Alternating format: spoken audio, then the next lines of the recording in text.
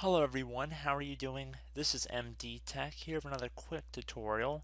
Today I'm going to show you guys how to hopefully resolve the error connection refuse that you might get in Google Chrome or any other web browser. So in this brief tutorial I'm going to be walking you guys through how to hopefully resolve this. And this is pretty straightforward, and this is very similar to other DNS errors you might be getting.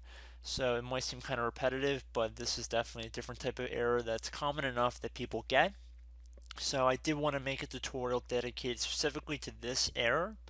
So we're going to start by right clicking on the start button, and then we're going to go up to where it says command prompt and then in parentheses admin, and you want to left click on that. If you receive a user account control window, select yes. So now in the command prompt you want to type in ipconfig space / release and then hit enter on your keyboard.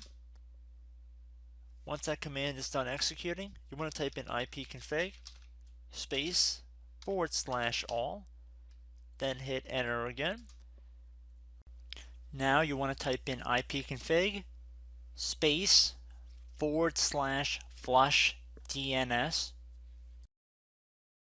and then hit OK. Once that's done, type ipconfig space / renew, then hit enter again on your keyboard. This will take a couple seconds to run, especially that command, so just be patient. And once that's done, you can type in netsh, so netsh space int space ip space set space DNS. So it should be netsh int ip set DNS, and then hit enter on your keyboard. Once that's done, you want to type in netsh space winsock, winsock, and then another space, and then type reset. Then hit enter one more time on your keyboard. At this point, I'd recommend restarting your computer as it is advised by this command line. So restart your computer, and once your computer is restarted, I will be right back. Okay everybody, I'm back. So once your computer has come back from restart, what you're going to do is go down to the network icon in the bottom right corner of your screen.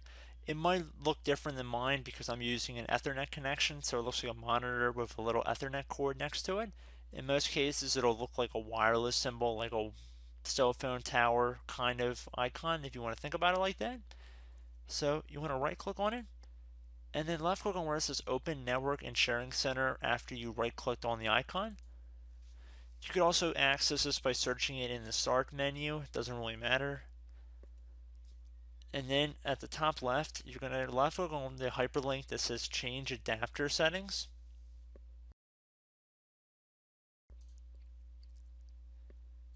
Now whichever primary adapter you are using on your computer, you want to right click on it.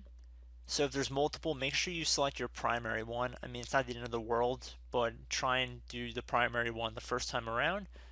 So right click on it, because most of you guys are not going to be using Ethernet as your primary connection. It might say Wi-Fi.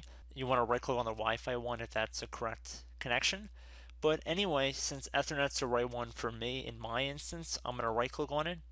And then at the bottom of this context menu, I'm going to left click on the Properties button. In this new window that appears, we are going to left click on where it says Internet Protocol version 4 and then in parentheses TCP / IPv4. So left click on that, and once you've left click on that, you want to left click on the properties button that is now no longer grayed out right here. So left click on that.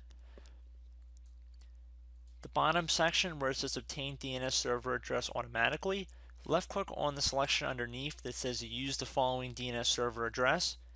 Now for the preferred DNS server, you want to type 8 and then using your mouse click into the next section, type 8 again, next section you want to type 8 and 8, and then the alternate DNS server you want to do 8.8.4.4. This is Google's own DNS server address. Please make sure you type it in exactly how it appears on the screen.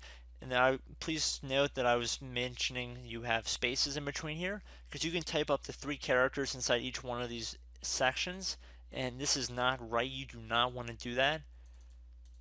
Make sure it appears exactly how it appears on my screen here. So it should be 8.8.8.8 for the preferred DNS server, and it should be 8.8.4.4 for the alternate DNS server. Once you're done doing that, left click on OK. You can also validate your settings after you close out of it. You don't have to, but that's definitely an optional task you can create for yourself. So at this point, you can close out of your internet adapter settings and go back on your favorite websites, and hopefully everything should work for you guys. So I hope this brief tutorial helped you guys out, and I will catch you in the next video. Goodbye.